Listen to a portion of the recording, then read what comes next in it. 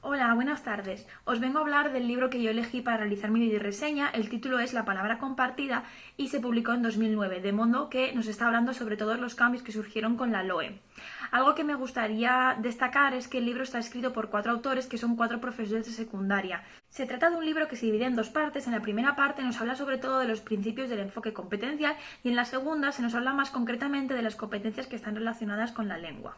La obra comienza hablando sobre las 2 maneras que tenemos los docentes de entender los cambios cuando se instaura una nueva ley. Dicen que por una parte podemos verlo como normas prescriptivas y por otra parte como cambios que van a afectar a la organización interna de cada centro. Ellos aconsejan, y cito textualmente, que la mejor manera de leer el currículo es liberados de prejuicios administrativos para contribuir al cambio real. Emplean el término de luciérnagas para hablar del docente modelo, por decirlo así, ¿no? De aquellos docentes que son más educadores que funcionarios, que les gusta su trabajo, que se preparan las clases y que buscan ayudar y enseñar a sus alumnos, que son conscientes de lo difícil que es el cambio, pero que intentan llevarlo a cabo y que se actualizan continuamente. Después se nos habla sobre el enfoque competencial. Se nos dice que se introduce por primera vez en la LOE por recomendaciones del Consejo de Europa que aconsejaban la adaptación de la escuela a la sociedad actual, al ámbito empresarial. A partir de ahí se define qué se entiende por competencia, qué se entiende por una competencia básica. Todo ello, para trabajar por competencias, nuestros alumnos se deben acostumbrar a trabajar en equipo para ayudarse mutuamente y para adquirir responsabilidades. Además de todo esto, y suena un poco paradójico, pero educar también tiene como objetivo enseñar a que los alumnos sepan trabajar en autonomía. Por eso debemos enseñarles a buscar información, ser críticos y también autorregularse.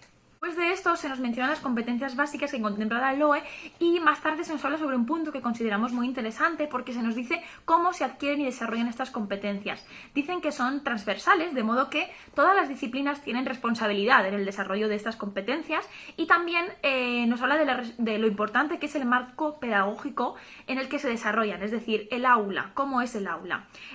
Nos dicen que tenemos que conseguir que los alumnos lleguen a adquirir un aprendizaje significativo, integrado e integrador. Por ello se busca que trabajen en equipo y que se integren varias áreas, que los alumnos activen sus conocimientos previos y también que investiguen por ellos mismos.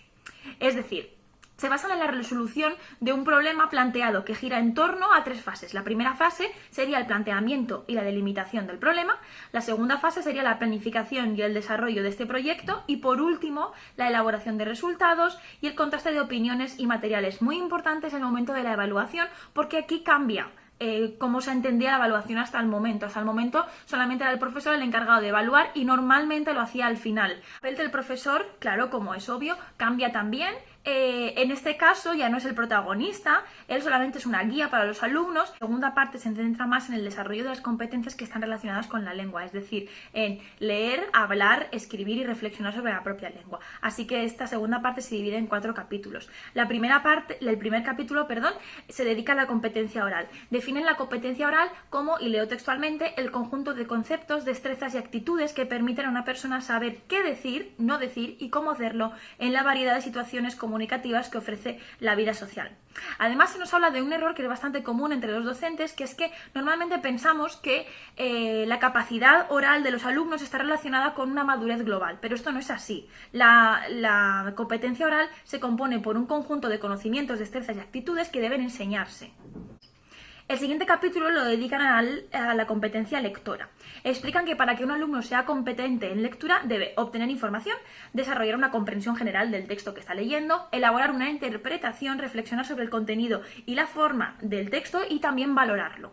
Para conseguir esto, el profesor debe interiorizar también algunas competencias y además debe realizar una buena planificación. Esto significa que debe determinar los objetivos, decidir qué contenidos se van a trabajar, por medio de qué actividades y cómo lo vamos a evaluar. El penúltimo capítulo lo dedican a la escritura. Se dice que un alumno competente en escritura, y leo textualmente, debe saber identificar bien el objetivo que le lleva a escribir e identificarse con él, saber utilizar los instrumentos que le ofrece el lenguaje, tener en cuenta las objeciones del género y recibir un aprendizaje significativo para poder aplicarlo en otros ámbitos. Para lograr todo esto, el profesor debe conseguir que los alumnos creen un producto que sea cercano a ellos, para que ellos consigan sentirse como los protagonistas.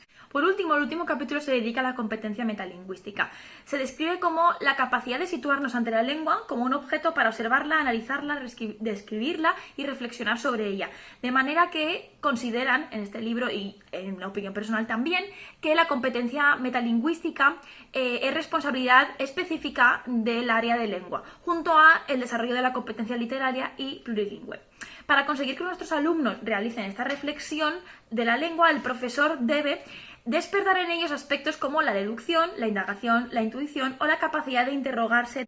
Me gustaría cerrar esta videoreseña citando un fragmento de este libro que me ha parecido increíble por la fuerza que creo que tiene.